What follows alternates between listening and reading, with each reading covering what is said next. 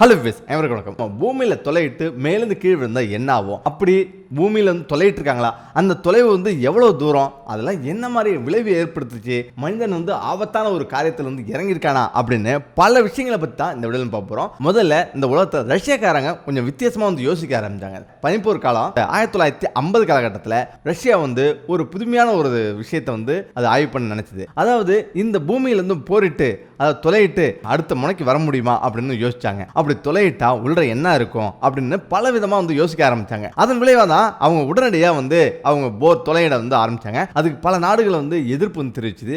ஆபத்தான விளைவுகளை நீங்க வந்து சந்திக்க போறீங்க அப்படின்னு சொன்னாங்க. அதெல்லாம் ரஷ்யா காதலே வாங்கிக்கல. அவங்க வந்து தொலை போடுறதுலேயே வந்து குறியா இருந்து இப்ப தொலை போட ஆரம்பிச்சாங்க. அந்த தொலைக்கு பேரு கோலா போர் அப்படின்ற ஒரு பேரு. இப்ப அதை வந்து தொலை போட்டு 1 கிலோமீட்டர் 2 கிலோமீட்டர் 3 கிலோமீட்டர் போயிட்டு இருக்கு.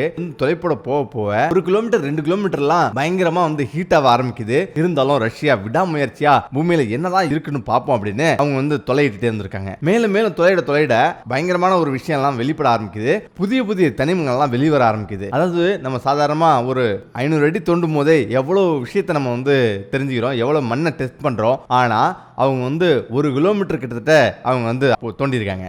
அதில் முக்கியமாக அதில் கனிம வளம் இருக்கா, பூமிக்கு அடியில் என்னவெல்லாம் இருக்குது, என்னவெல்லாம் வந்து கனிம வளம் வந்து உள்ள இருந்து இருக்குது அப்படின்றதுக்கு நம்ம வந்து தெரிஞ்சுக்கணும் அப்படின்ற ஒரு முக்கிய காரணமும் அதுக்கு ஒரு காரணமாக இருந்தது. இந்த குழி தோன்றது 1950லேருந்து 1992 வரலையும் வந்து இந்த பனிப்போர் காலத்தில் அவங்க தோண்ட ஆரம்பித்தாங்க. அவங்க வந்து தோண்டிகிட்டே வந்துருக்காங்க. இப்போ தோண்டும் போது இன்னொரு விஷயம் அவங்களுக்கு வந்து புறப்படுது. அது என்ன அப்படின்னா 12,000 மீட்டர் தோன்றுறாங்க. இப்போ அங்கே வந்து அனல் தாக்கு பிடிக்க முடியல. அவங்களுக்கு வந்து மிகப்பெரிய ஒரு அதிர்ச்சி வந்து காத்திருக்குது. அதுக்கு பிறகு பார்த்தீங்கன்னா 12,000 மீட்டர் அப்படின்றது 40,000 அடி கீழே வந்து போயிட்டு இருக்கு. கிட்டத்தட்ட 13 கிலோமீட்டர் கிட்டத்தட்ட தோண்டிட்டாங்க. இந்த நேரத்தில் தான் அவங்களுக்கு தாக்கு பிடிக்க முடியல. ஹீட் பயங்கரமா வந்து ஏறிட்டு இருக்கு. அந்த ஹீட்னா நீங்க சாதாரண சொல்ற மாதிரி சாதாரண வந்து அழுத்தமா வந்து கிடையாது. அதுக்கு பயங்கரமான ஒரு அழுத்தம் வந்து இருக்குது. அதுக்கு அடுத்தது பாத்தீங்கன்னா இதுக்கு மேல வந்து போனுச்சுன்னா பயங்கர ஹீட்டாவும் இருக்கு. ஆபத்துகளை நம்ம சந்திக்கிற மாதிரி வரும் அப்படின்னு சொல்றாங்க. இது மட்டும் கிடையாது. இந்த காலகட்டத்தில் இந்த ரஷ்யா தான் தோண்டுச்சு அப்படின்னீங்கன்னா அது மட்டும் தான் கிடையாது. அந்த காலகட்டத்தில் ரஷ்யா, அதாவது வல்லரசு நாடான அமெரிக்கா, ஜப்பான், சீனா இப்படின்னு இந்த முக்கியமான நாடுகள் எல்லாமே போட்டி போட்டு பூமியை வந்து கடைசி வரையும் தொலையிட்டு என்னதான் இருக்கு அப்படின்னு ஆராய்ச்சி பண்ணதுக்காக வந்து பண்ணாங்க. இதுக்கு பேர் வந்து கோலா சூப்பர் டீப் அப்படின்னு பேர் வச்சிருக்காங்க. சரி, இதெல்லாம் தாண்டி அதுல வந்து என்ன நடந்தது அப்படின்னு சொல்றாங்க. அதாவது 7 கிலோமீட்டர் ஆழத்துக்கு போகும்போது அவங்க மிகப்பெரிய ஒரு விளைவு வந்து சந்திச்சாங்க. இந்த தொலையிடும் போது முடிஞ்ச வரை வந்து கிராஸா போயிடக்கூடாதுன்னு செங்குத்தா தொலையிட்டாங்க. இப்படி அவங்க தொலையிட்டு போயிட்டே இருக்கும் போது கடைசியில 40,000 அடிக்கு வந்து வரும்போது அங்க மிகப்பெரிய ஒரு அதிர்ச்சி ஒன்று காத்திருக்கு. என்னன்னா பயங்கர ஸ்ட்ராங்கா வந்து இந்த பூமியோட ஓடுன்னு சொல்லக்கூடிய தட்டு வந்து அமைஞ்சிருக்கு. அங்க போய் நிக்குது. அதுக்கு மேல வந்து அவங்களால துளையிறதுக்கு முடியல. பயங்கர ஹீட் வந்து ஒரு பக்கம் வெளியாயிட்டு இருக்கு.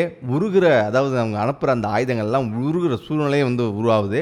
இதுக்கு மேல நம்ம எதுவும் பண்ணக்கூடாது அப்படின்னு அவங்க திருப்பிக்கிறாங்க. சரி, இதெல்லாம் தாண்டி இப்ப ரஷ்யா அந்த திட்டத்தை வந்து கைவிட்டுறாங்க. அதே நேரத்தில் இப்ப சீனா அந்த திட்டத்தை திரும்பவும் வந்து கையில் வந்து எடுத்திருக்கு.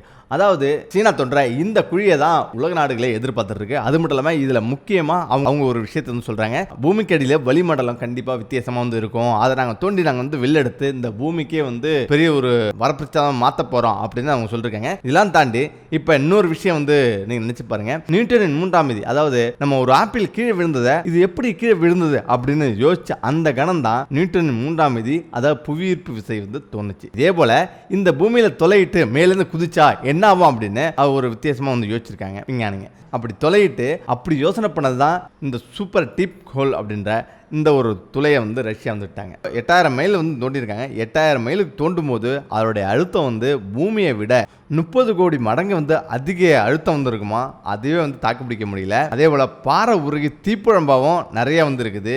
இங்க ஆரம்பத்திலே எப்படி இருக்குன்னா உள்ள நுழைய வந்து என்ன நிலைமை ஆகும்னு பாத்துங்க. எப்படி பூமியோட மத்தியில எப்படி தீப்புழம்பு வந்து கொதிச்சிட்டு இருக்குன்னு பாத்துங்க. சரி, அந்த துளையை வந்து ஃபுல்லா வந்து போட்டு அதுல வந்து நம்ம வந்து குதிச்சோம்னா என்ன ஆகும் அப்படின்னு வந்து யோசிச்சு பாருங்க. அப்படி என்ன ஆகும் அப்படின்னா அதுக்கு விஞ்ஞானிங்க சொல்றது பயங்கரமா நம்மளே இந்த திகிலடைய வைக்கும். பூமி 1 மணி நேரத்துக்கு வந்து 1000 மைலுக்கு வந்து சுத்திட்டு இருக்கு. இதனால இதன் தாக்கம் வந்து எவ்வளவு பயங்கரமா இருக்குன்னு பாத்துங்க. சரி, இதெல்லாம் தாண்டி இந்த துளையில வந்து மேலிருந்து யாராவது தவளை விழுந்துட்டாங்க, யாராவது இறங்க ட்ரை பண்றாங்க அப்படின்னா அப்படின்னா அவங்க நிலைமை வந்து நீங்கள் நினைச்சு பாருங்க. நினைச்சு பார்க்க முடியாத அளவுக்கு பயங்கரமா வந்திருக்கும். சரி, என்னதான் ஆகும் அப்படின்னு பாத்தீங்கன்னா, முக்கியமா 1 மைல் தூரத்துக்கு போன உடனேயே அவர் வந்து அதுக்கு பிறகு நார்மலா வந்து போக முடியாது. ஏன்னா இந்த பூமி வந்து சுத்திட்டே வந்திருக்குது. அப்படி சுத்தும் போது அவர் தலை வந்து இதுக்கு வந்து அடிச்சுட்டே வந்திருக்கும். அதாவது தொலைல வந்து அடிச்சுட்டே இருக்கும். அதாவது நம்ம ஒரு பெரிய ஒரு குழாயிலையோ இல்ல ஒரு பைப்லயோ வந்து ஒரு கல்லை போட்டு குலுக்குனா அப்படி இருக்கும். அந்த மாதிரி வந்து அவங்க குலுங்கிட்டே இருந்திருப்பாங்க.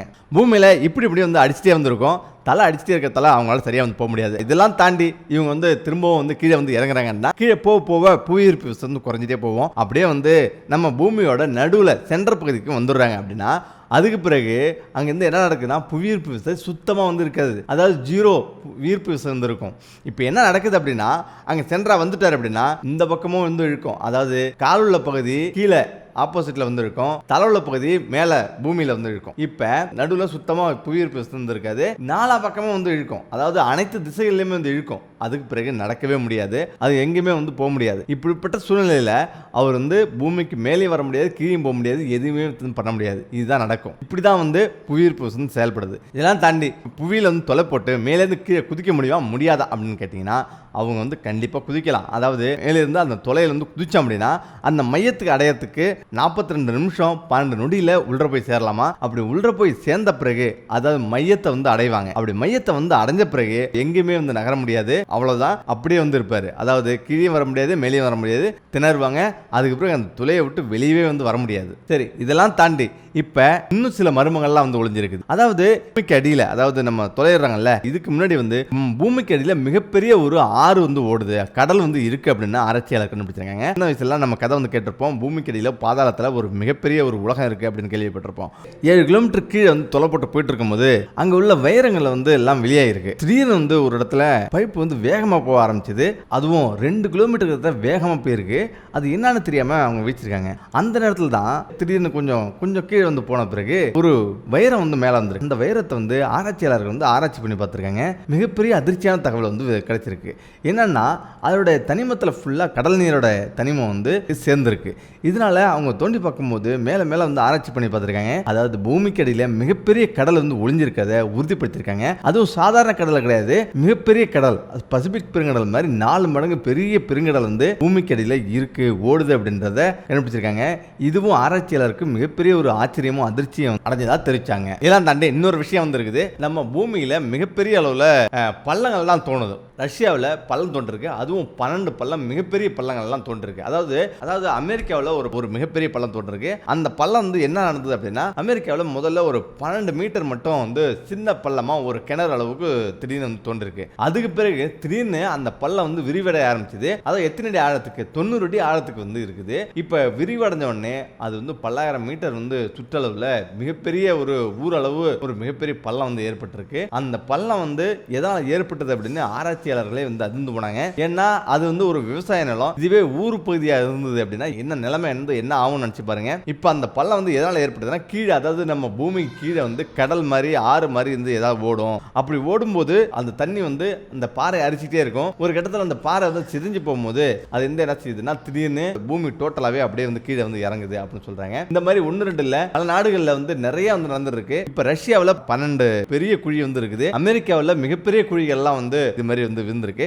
இது சமீபத்தில், அதாவது ஒரு 50 வருஷத்தில் நடந்த விஷயங்கள் இவ்வளவு. அதுவே பலாயிரம் வருஷத்துக்கு முன்னாடி வந்து போய் பார்த்தீங்கன்னா உலகத்தில் ஏகப்பட்ட விஷயம் இந்த மாதிரி நடந்துருக்கு, இப்போ நடந்துருக்கு. ஆனாலும் ஏதோ ஒரு கடவுள் நம்பிக்கையில் நம்ம எல்லாம் வந்து வாழ்ந்திருக்கோம். இந்த வீடியோ பிடிச்சிருக்கேன்னு நினைக்கிறேன். மீண்டும் இதே போல ஒரு வீடியோவில் சந்திப்போம். நன்றி, வணக்கம்.